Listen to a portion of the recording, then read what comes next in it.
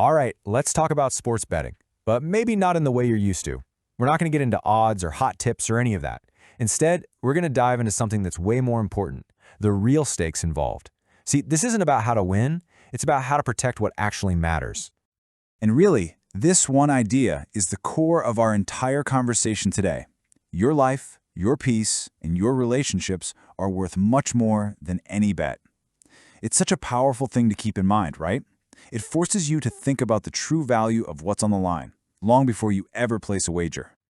So let's start by looking past the obvious. When betting gets out of control, we all think about the financial loss, but honestly, that's just the tip of the iceberg. The hidden costs, the stuff we don't talk about enough, can be so much more damaging. And this is the human toll it can take. It's this really devastating cycle. It starts with the stress and anxiety of losing money, right? But then that can curdle into real depression and frustration. That pressure, it doesn't just stay with you, it spills over. It starts to damage your relationships with your family, creates arguments with your friends, and before you know it, you're feeling totally isolated.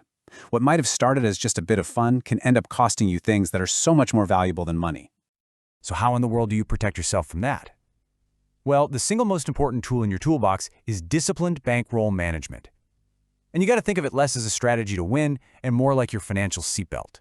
It's a system that's just there to keep you safe, to keep you in control, and to separate your rational decisions from those emotional, in-the-moment impulses. Okay, first things first, let's get on the same page with the lingo. Your bankroll. What is it? It's simply the pot of money you've set aside only for betting.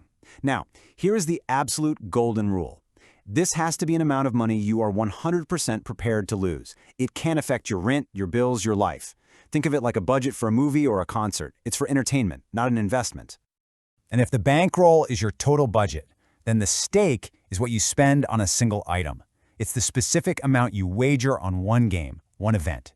And it should always be just a small, calculated piece of your total bankroll. It's this discipline that stops one bad decision from turning into a total catastrophe. Okay, so let's turn these ideas into something you can actually use. For anyone who's just starting out or maybe just wants to get a little more disciplined, there are two really simple methods that put control above everything else. On one side, you've got the fixed stake. It is exactly as simple as it sounds. You bet the same amount, let's say $30, every single time. It's incredibly easy to manage and track. Then on the other side, you have the percentage stake. With this one, you bet a small percentage of your bankroll, usually somewhere between 1% and 3%. Now, the beauty of this method is that it's self-correcting.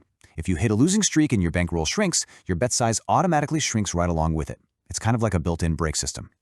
Look, knowing the terms and the strategies is great, but it's putting them into a concrete plan that actually gives them power.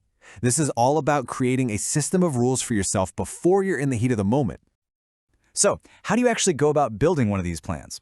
Well, it's a lot simpler than it sounds. It really just requires being intentional and, being honest with yourself. Here it is, a simple 5-step plan. 1. Define that bankroll, that amount you can afford to lose. 2. Choose your stake strategy, fixed, percentage, whatever, and then commit to it. 3. Set hard limits. Decide ahead of time what your maximum loss for the day or week is and have the discipline to walk away when you hit it. 4. Record every single bet. This keeps you honest and accountable. And 5. Every once in a while, review those records. It lets you make adjustments based on cold, hard data, not just gut feeling. But even the best plan in the world is useless without self-awareness. So, the next critical skill is learning to recognize when things might be going sideways, spotting the red flags in your own behavior before it becomes a real problem. And these are some of the most critical ones to watch for. Are you dipping into money that's meant for rent or bills? That's a massive red flag. And pay really close attention to this next one. Chasing losses. That's that desperate feeling where you keep increasing your bet sizes just to try and win back what you lost. It is a dangerous, dangerous trap. Feeling anxious, finding it hard to stop, hiding what you're doing from the people you love, these aren't just bad habits. They are urgent signals telling you that control is slipping. If any of this sounds familiar, it's time to get some help. And that really brings us to the final and honestly, the most important point of all. Every one of these strategies, these plans, these warnings, they're all in service of one single fundamental idea. And it's this: you have to make a mental shift. The true goal of responsible betting isn't winning money. It's about protecting your mental health. It's protecting your relationships. It's protecting your peace of mind. The goal is just to make sure that a form of entertainment never, ever becomes a source of harm. So, we'll leave you with this question. Just one question to ask yourself before placing any bet. Is this truly worth what's at stake? And I don't mean the money. I mean your health, your relationships, and your peace. Answering that question honestly is the most responsible and the smartest bet you could ever make.